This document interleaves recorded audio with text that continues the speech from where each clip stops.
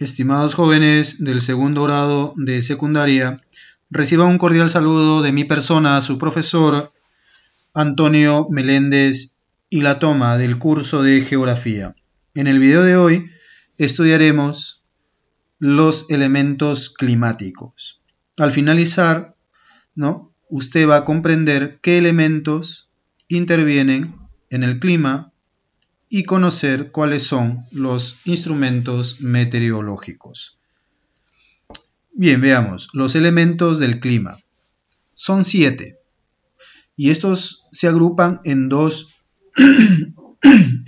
formas, base térmica y de base hídrica. Los de la base térmica tenemos la radiación solar, la temperatura, la presión atmosférica y el viento. Los elementos de base hídrica tenemos la humedad, la nubosidad y la precipitación. Estudiemos cada uno de ellos.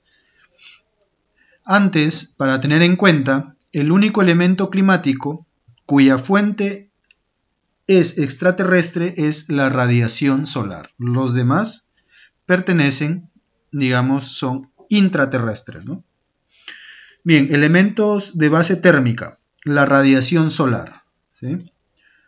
Son los rayos lanzados por el sol simplemente, 500 segundos necesitan los rayos del sol para llegar a la Tierra o recorrer la unidad astronómica, Solamente 500 segundos, no necesitan más. A cada 500 segundos llegan los rayos, La temperatura es la cantidad mayor o menor de calor en el aire. Es el calor. Si es mucho, pues es calor. Y si es menos, pues ya se produce el frío, Entonces, dentro de la temperatura tenemos el efecto invernadero. Que eso ya lo hemos estudiado en las capas, Se ha salido en las capas atmosféricas. El efecto invernadero es la absorción de calor con los llamados gases de invernadero. El dióxido de carbono y el vapor de agua. El aire a baja altura se calienta por reflejo de la superficie y radiación. El efecto invernadero es el que mantiene el equilibrio, de la temperatura en nuestro planeta. Hay dos pequeños subefectos, de la radiación. La radiación solar penetra en la atmósfera y luego la radiación infrarroja es absorbida antes de escapar. Tenemos acá dos, diatermancia, que es la transparencia del aire, lo que permite que la radiación solar alcance la superficie. Y el albedo, que es la capacidad que tienen los cuerpos para reflejar la radiación solar. La diatermancia, los rayos solares llegan a la superficie y el albedo es lo que refleja, los cuerpos que reflejan esa radiación solar. Siguiente elemento atmosférico de base térmica, la presión atmosférica. Es el peso del aire ejercido sobre la superficie de la Tierra, o sea, la presión que hay en la Tierra. En otros términos, es la presión que ejercen las distintas capas atmosféricas sobre mares y suelos. O sea, hay una presión, hay una fuerza ahí que, así, va aplastando a esas capas, o que una capa va aplastando la otra y todo ese conjunto, es la presión. Para tener en cuenta, la presión disminuye con la altitud, ya que es menor la masa de aire que actúa. A menor altitud, menor presión. A mayor altitud, mayor presión. Aquí hay una columna de aire y es más fuerte la presión porque es más alto. Aquí la columna es más grande, pero la presión es menos, ¿sí? Miren, vea el espacio, A eso se refiere, a mayor altitud, mayor presión, A menor altitud, menor presión, O sea, aquí hay acá la masa está más extendida, Aquí la masa está más comprimida, hay mayor masa. Bien, el viento es el movimiento del aire. El viento es el movimiento del aire. Este movimiento tiene como finalidad redistribuir el calor absorbido. O sea, una vez que ha entrado los rayos solares se produce el calor y ese calor es distribuido, es movido por el viento, por el aire, ¿ya? Y la redistribución de dicha energía da origen a lo que llamamos a escala global la circulación general atmosférica, ¿ya? Muy bien, hay unas leyes de los vientos. La primera ley, Bush-Ballot, el viento siempre sopla de la presión alta hacia la presión baja, ¿ya? Segunda ley de Stephenson, la velocidad del viento está en razón directa a la diferencia de presiones de los dos puntos entre los cuales sopla. Es decir, entre un punto A y entre un punto B hay una diferencia, ¿ya? Y esa diferencia está en razón directa a la velocidad del viento, ¿ya? Si hay 300 kilómetros de diferencia, pues sopla a 300 kilómetros, ¿ya? Si hay una diferencia de 500 kilómetros, sopla a 500 kilómetros, ¿no? La tercera ley de Ferrel, la desviación de los vientos en el hemisferio norte es a la derecha y en el hemisferio sur a la izquierda, ¿ya? En el norte los vientos van hacia la derecha en el hemisferio norte y en el hemisferio sur van hacia la izquierda. Eso también lo vimos en lo que es el movimiento de rotación. Recuerda, los vientos se desplazan de zonas de alta presión a zonas de baja presión, ¿no? Aquí vemos el viento de presión alta hacia presión baja. Aquí tenemos un cuadrito que nos indica los vientos planetarios, los vientos regionales y los vientos locales. Los vientos planetarios afectan a todo el planeta, ¿no? Su nombre lo dice. Los vientos regionales afectan regiones de manera estacional o diaria. Y los vientos locales afectan lugares específicos. Dentro de los vientos planetarios tenemos los vientos, los alisios del este, predominantes del oeste y son circumpolares, ¿ya? Están en el polo. Los vientos regionales tenemos los monzones, ¿ya? Las brisas, los ciclones y los anticiclones. Y los vientos locales tenemos las Paracas, Pampero, el Mistral y el Bora, ¿no? Son más específicos, ¿no? Bien, hasta ahí los elementos de base térmica. Ahora los elementos de base hídrica.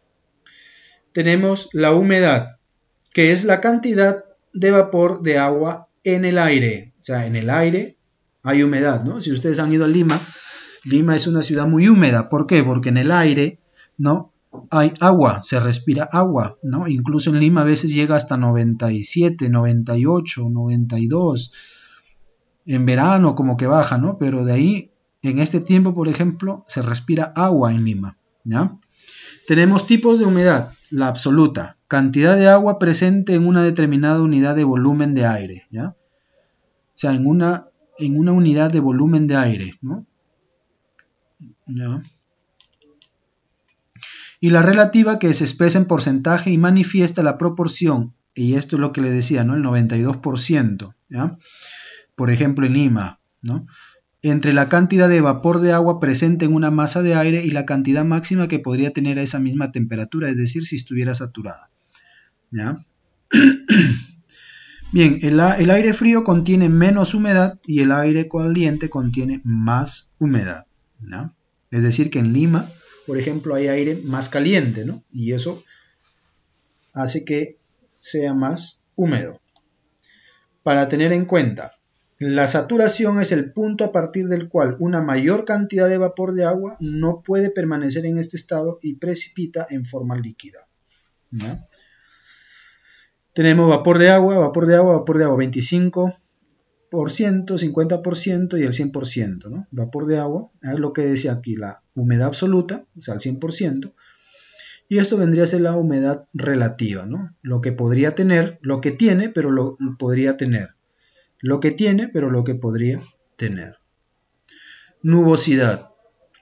Es la extensión del cielo cubierta por nubes. Ese es el otro elemento de base hídrica, ¿no? La nubosidad. Las nubes son formaciones de condensación acuosa, o sea, hay agua, ¿no? No es hídrica, de agua, ¿no? Constituye un esencial elemento meteorológico, ¿no?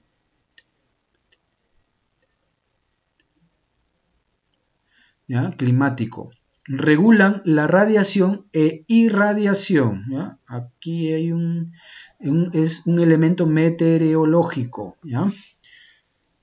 Es decir, trasladan el agua por el ciclo, ¿no? Por el aire, ¿ya? Por el ciclo hidrológico, ¿no? Viene la radiación, bloquean la radiación y bloquean la irradiación, ¿no? ¿Ya? La nubosidad.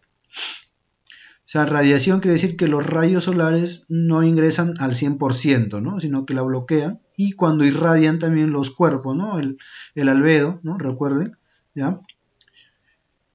Y hay 4 tipos principales de nubes. Tenemos los cirros y los cúmulos, y los nimbos y los estratos. Pueden ver ahí las imágenes, los cirros, el cielo más despejado, los cúmulos, ¿no?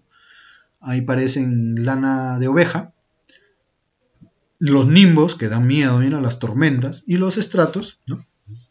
En las grandes alturas o en las selvas, ¿no? En las montañas. Y el último elemento de base hídrica, las precipitaciones. La precipitación es la caída a la superficie terrestre una vez condensado del vapor de agua contenido en el aire bajo diversas formas. Es decir, el vapor de aire que está en el ambiente se precipita, se condensa en las nubes y baja como lluvia, sobre todo, ¿no? Lo más conocido. Pero tenemos aquí tipos de precipitación. Antes tenemos la coalescencia, es el proceso por el que las gotitas o cristalitos formados en la condensación del vapor de agua se unen para formar una gota de agua de lluvia.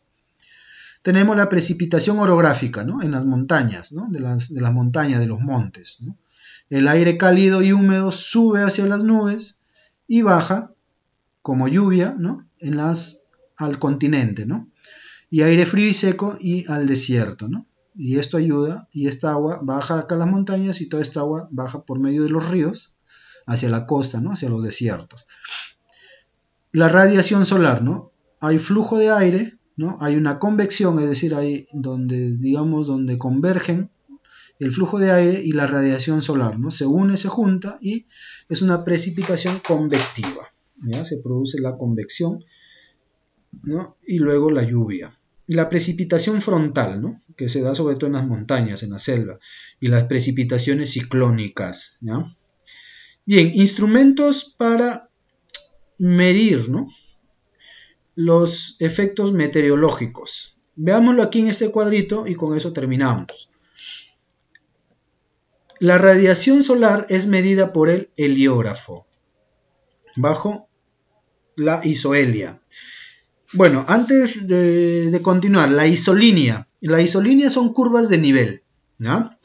Curvas de nivel, y que son representaciones gráficas, ¿no? Que se usan, por ejemplo, en la topografía, ¿no? En la climatología, como estamos viendo ahora, ¿sí? Para indicar los cambios que hay en los terrenos, ¿no? Por ejemplo, veamos esta imagen. Aquí esta es una isolínea, ¿ya? Y este es un mapa, ¿no? Esto, por ejemplo, es ¿no?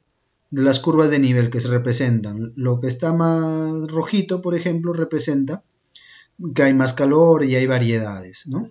Por ejemplo, hay de diferentes colores, ¿no? ¿Ya? Para ver si llega mucho sol o etcétera, ¿no? Lo que vamos a estudiar a continuación.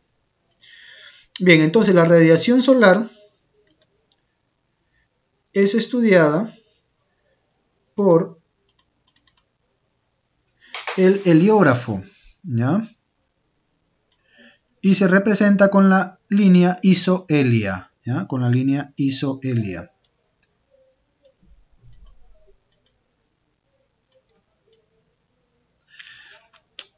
El elemento climático de temperatura lo mide el termómetro, y la isolínea se llama isoterma. El elemento climático, la presión atmosférica, lo mide el barómetro y se usa la isóbara. El elemento climático viento, ¿sí? Viento aquí, lo mide el anemómetro, la velocidad, y el anemoscopio, la dirección. La isolínea es la isotaca. La humedad lo mide el higrómetro. La isolínea es la isohídrica. La nubosidad lo mide el nefoscopio. Su línea es la isonefa. Y la precipitación lo mide el pluviómetro. Su línea es la isoyeta. Muy bien, con eso hemos terminado lo que son los elementos climáticos. A continuación, tienen sus actividades, las realizan y las envían al correo.